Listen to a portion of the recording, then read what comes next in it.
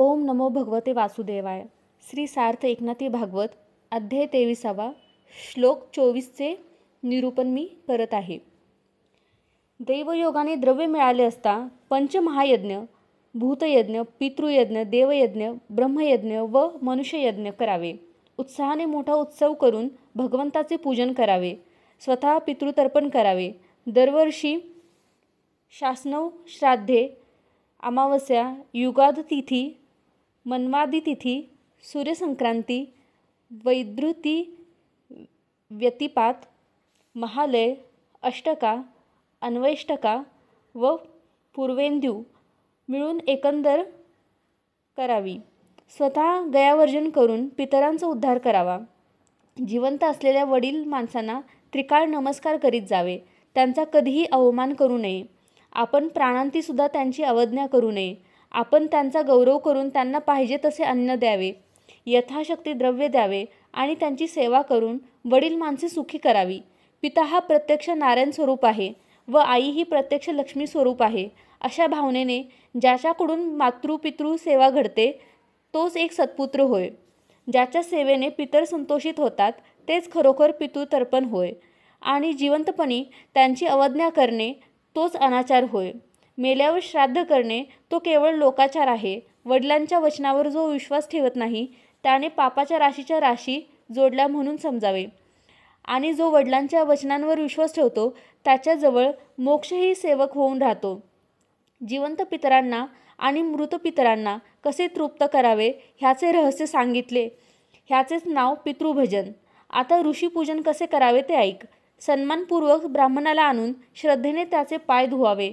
त्याच्या चरणांच्या तीर्थाला स्वतःच आणि अभिवादन करून त्यातील काही प्राशन करावे व काही शरीरावर सिंचन करावे.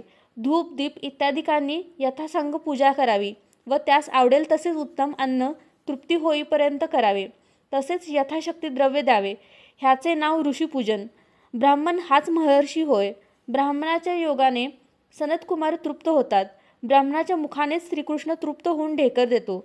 भाऊ, सोयरे धायरे, इष्टमित्र ह्यांची अत्यंत भयंकर दरिद्री पीडा त्यांना द्रव्य देऊन नाहीशी करावी. हाच मुख्यतः श्रेष्ठ धर्म होय. आपण आपल्या कुटुंबाला पीडा देऊन दुसऱ्याला अन्नधन द्यावयाचे तोच पूर्णपणे अधर्म होय. ते पुण्यशुद्ध नव्हे. आपल्या कुटुंबातील सर्व मनुष्यांना पूर्णपणे सुखी करून त्यानंतर जे द्रव्य उरेल तेच परोपकारार्थ खर्च करावे. कोणी अतिथी आला असता अवश्य अन्न द्यावे.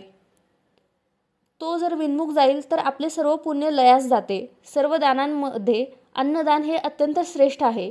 गोरगरिबांचा सन्मान करून त्याला अत्यंत भक्तिभावाने सुग्रास अन्न द्यावे. जो स्वतः कुटुंबाला सुखी करतो, गोरगरिबाला यथेच्छ जेवाव्याला घालतो, पण स्वतःचे प्राण मात्र उपाशी मारतो, त्याचे ते वर्तनही मोठा अधर्मच होय. जसे गोरगरिबाला आपण देतो त्यात आपणही एक गरीबच आहोत असे समजून त्यामध्ये काही कमी जास्त न करता सर्वांच्या बरोबरीने भोजन करावे. पंक्ती प्रपंच करणे.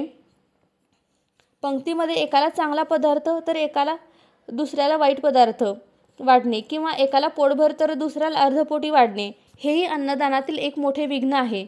ह्याकरिता सर्वांशी बरोबरीने आपण स्वतः भोजन करावे. द्रव्याचा खरा सद्वय म्हणजे ते अनाथांच्या प्रेत संस्काराला द्यावे, गोरगरिबांचा उद्धार करण्यासाठी द्यावे किंवा आयाचिताच्या घरी पाठवून द्यावे. आंधळे पांगळे, मुके, दीनदुबळे ह्यांचे जो आपण होऊन संरक्षण करतो त्याचेच धन सार्थकी लागले व त्याचेच पुण्य शुद्ध होय असे समजावे. साधू व सज्जन ह्यांना जे संकट अडचणीत आणते ते संकट जो धनवान मनुष्य नाहीसे करतो त्याच्या धर्मशीलतेची गुढी साक्षात वैकुंठात उभी राहते. जो भगवद्भक्त दुर्बळ असेल त्याचे जो श्रीमंत रक्षण करतो त्याच्यावर भगवान संतुष्ट होतो आणि त्या भक्ताच्या आधीच त्याला उद्धारतो. सर्व मंगलांनी परिपूर्ण, सर्व कल्याणांचे कल्याण ते हे सद्गुरूचे पवित्र चरण होत. तेथे ज्याचे स्वतःचे द्रव्य अर्पण होईल त्याच्या औदार्य धर्माचा ध्वज सत्यलोकी फडकत राहतो आणि वैकुंठात व कैलासात सर्वत्र त्याचा यशोदुंदुभी दुमत राहतो. स्वधर्माने मिळवलेले द्रव्य जो सद्गुरूला अर्पण करतो तोच कर्म करूनही निष्कर्मी होय असे समज. परमपवित्र असा एक तोच. जो अधिकाधिक भगवतभक्तीने गुरुला आपली संपत्ती अर्पण करतो त्याचा अंगीकार करून लक्ष्मीपती तर आपली भक्ती त्याला देतो. ज्याला एकनिष्ठ गुरुभक्ती असते त्याच्या दारात चारही मुक्ती बटकीसारख्या उभ्या असतात.